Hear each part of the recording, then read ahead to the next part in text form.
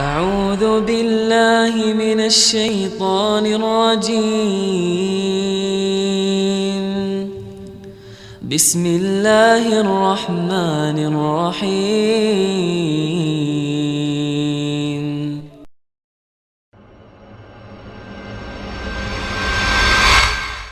Sementara waktu cukup banyak yang mustajab doa. Yang paling masyhur adalah sepertiga malam. Ya, yang hadis Bukhari yang masyhur, kalau tertinggal sepertiga malam Allah Azza wa Jalla turun ke langit bumi. Riwayat Imam Ahmad adalah turun ke tempat yang paling dasar dari bumi, kemudian bertanya kepada para malaikatnya, adakah hambaku yang memohon aku berikan, adakah yang punya hajat aku penuhi, adakah yang bertobat aku terima. Dan sepertiga malam ini teman-teman, cara hitungnya adalah mulai maghrib sampai subuh itu sudah dihitung malam. Jadi kalau maghrib misalnya jam 6 sore, subuh jam 5, berarti totalnya 11 jam. Dibagi 3 lah itu. Maka itu namanya sepertiga malam. Jadi kalau misalnya kita hitung 11 jam misalnya, dibagi 3 kurang lebih 3 jam setengah, anggaplah 4 jam. Berarti kalau subuh jam 5, itu jam 1 malam sudah masuk sepertiga malam. Itulah waktu mustajab doa. Pernah Abdurrahman bin Auf radhiyallahu anhu mengatakan, ya Rasulullah, saya punya hajat tapi belum saya dapatkan. Kata Nabi SAW, hai Abdurrahman, apa kau lupa pesanku? Kata dia, apa itu ya Rasulullah? Kata Nabi SAW, sepertiga malam, bangun, minta kepada Allah SWT. Yang kedua pada saat sujud, ya terutama di sholat sunnah, karena sholat wajib ada bacaan khususnya. Di sholat sunnah ini umumnya ulama membolehkan.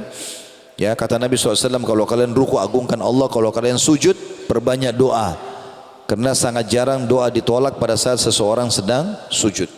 Dan Sufyan Ats-Tsauri rahimahullah, salah satu ulama tabi'in yang masyhur di Mekah, beliau dikenal dengan julukan Sajjad, suka sekali sujud. Ya. Dan beliau tidak pernah angkat kepalanya dari tempat sujud kecuali hajatnya sudah dia rasakan dikabulkan oleh Allah. Kemudian juga sebelum salam terakhir kalau dalam solat, ada kurang lebih 23 macam doa yang Nabi SAW ajarkan. Ya, kalau teman-teman sudah hafal, alhamdulillah. Kalau belum, usahakan dihafal. Ada 23 macam doa dan itu sudah saya bedah di YouTube dari buku kecil Hisnul Muslim bahasa Arabnya, kumpulan doa Al-Quran sesuai dengan Al-Quran dan Sunnah dalam bahasa Indonesia itu. Ada 132 doa, di antaranya doa-doa sebelum salam ada 23 doa. Ada doa-doa yang mulia banyak sekali di situ yang sangat bagus yang semestinya kita baca. Kalau sholat sunnah boleh kita sampaikan hajat kita karena Nabi SAW setelah mengajarkan 23 doa. Setelah mengajarkan 23 doa ini kepada para sahabat, beliau mengatakan falyad'u ma yasha. Setelah itu boleh berdoa apa saja. Jadi termasuk tempat mustajab adalah sebelum salam. Kemudian yang keempat, berpuasa. Ya, kita punya waktu berpuasa Senin dan Kamis, ini mulia sekali, maka usahakan puasa. Ya, tidak ada alasan untuk tidak puasa ini. Usahakan puasa teman-teman, karena kalau bukan sekarang kapan lagi? Jangan cuma bilang itu puasa sunnah. Sunnah pun dianjurkan untuk dikerjakan. Dan sunnah fungsinya itu untuk menambal kekurangan amal wajib. Karena kata Nabi SAW, awal amal dihisab hari kiamat adalah solat. Kalau solatnya baik maka beruntunglah dia, kalau rusak maka rugilah dia.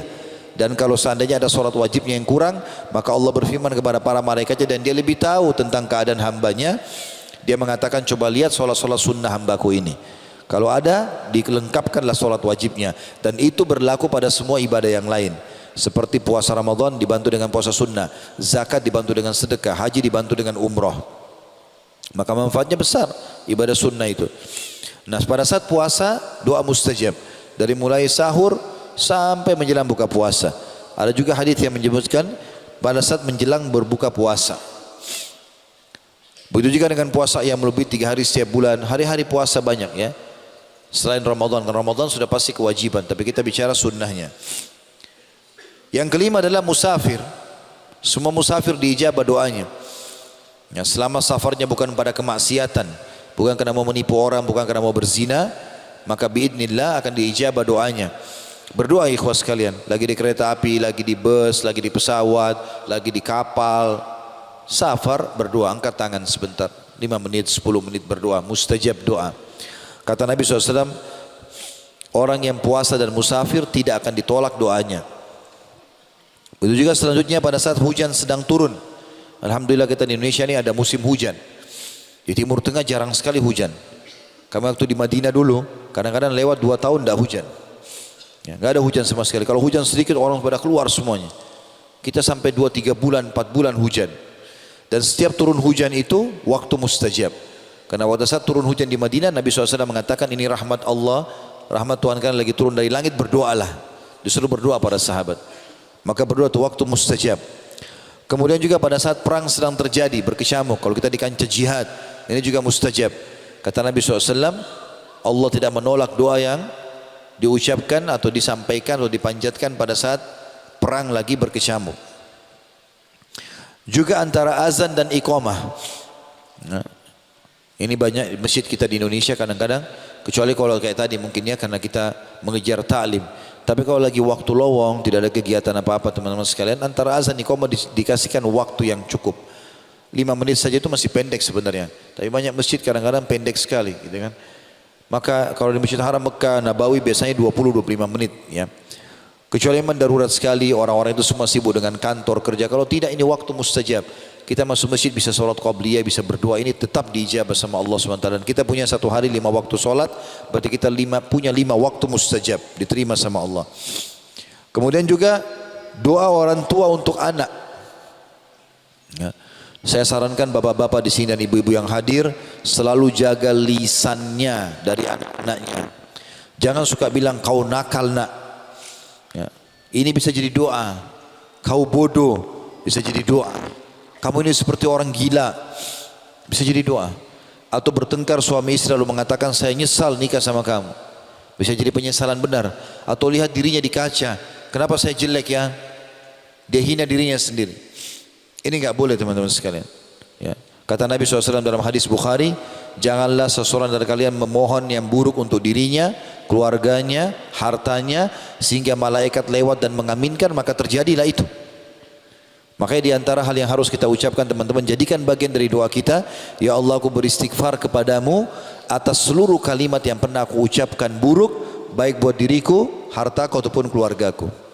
Bisa saja renggangnya suami istri karena kalimat mereka berdua. Bisa saja nakalnya anak karena ucapannya orang tua. Kata Nabi SAW, termasuk doa tidak ditolak adalah doa orang tua buat anak. Lebih baik kita bilang teman-teman, semoga Allah berikan kau hidayah, semoga Allah sembuhkan, semoga kau sehat, dan seterusnya.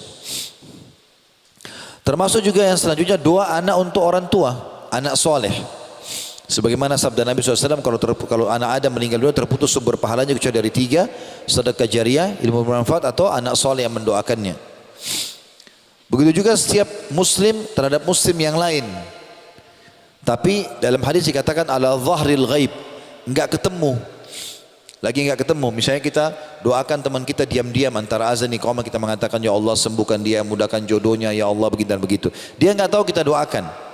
Kata Nabi SAW, doa muslim untuk muslim yang lain ala zahril ghaib, tidak dilihat ya, oleh temannya, itu diterima oleh Allah. Dan ingat teman-teman, setiap kali kita doakan seseorang, kecuali orang itu berbuat zalim.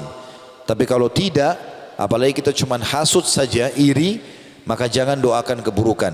Karena kata Nabi SAW, siapapun yang mengucapkan kalimat doa, maka di atas kepalanya malaikat Allah kirim dan mengatakan walaka mithluhu walaka mithluh.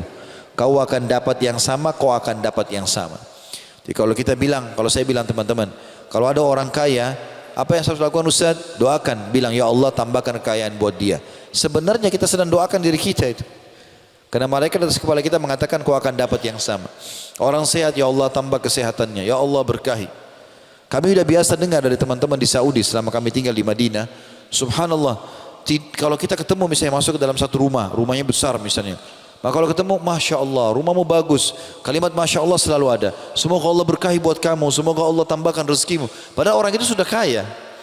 Karena dia tahu dia sedang doakan diri dia. Ada orang pintar, ya Allah tambah kepintarannya. Kita doakan diri kita dan doa malaikat, kita pasti dijabah sama Allah. Maka hindari semua kalimat buruk. Kita bilang, ya Allah matikan dia. Seperti kita doakan diri kita supaya dimatikan juga. Gitu kan? Nah, enggak boleh. Kecuali dalam keadaan kita terzalimi, itu baru iya. Kita punya hak untuk mendoakan dia kan. Tetapi ini pun ada solusi. Kalau ada orang berbuat zalim kepada kita, kita punya dua opsi untuk berdoa. Opsi pertama kita bilang ya Allah puntungkan kakinya, butakan matanya, apalah orang biasa jengkel, doain macam-macam. Boleh. Tetapi ini hanya sekedar doa dendam saja. Allah ijabah, orang itu tabrakan kakinya patah, selesai. Dia nggak dapat apa-apa. Opsi yang kedua ini lebih baik. Kita bilang, ya Allah berikan dia hidayah, tegakkan argumentasi padanya supaya dia sadar tentang kesalahannya. Maka kalau dia dapat hidayah dari doa kita, selama dia baik kita panen pahala. Juga kalau kita punya hak dengan dia, dia pasti akan kembalikan. Maka itu lebih baik. Begitu juga teman-teman, akhir waktu di hari Jumat. Ini juga waktu mustajab doa. Ya. Akhir waktu di hari Jumat maksudnya akhir waktu asar. Tapi yang jelas ada dua riwayat yang masyhur. Yang pertama riwayat Imam Muslim, kata Nabi SAW, di hari Jumat ada waktu mustajab. Enggak ada seorang muslim berdoa kecuali diijabah. Dan itu terjadi pada saat khatib duduk di khutbah kedua sampai diiqamahkan sholat. Makanya semua khatib di khutbah kedua pasti berdoa, karena itu waktu mustajab. Yang kedua riwayat An-Nasa'i, kata Nabi SAW, tidak ada seorang muslim berdoa di hari Jumat kecuali diijabah, dan itu berlaku di 12 waktu, maksudnya 12 jam kalau kita sekarang, dari subuh sampai terbenam matahari. Kata Nabi SAW, dan kejar, perbanyak doa, ya, habis asar sampai terbenam matahari. Ya, artinya dua ini dianjurkan sekali untuk seseorang itu berdoa pada saat itu. أعوذ بالله من الشيطان الرجيم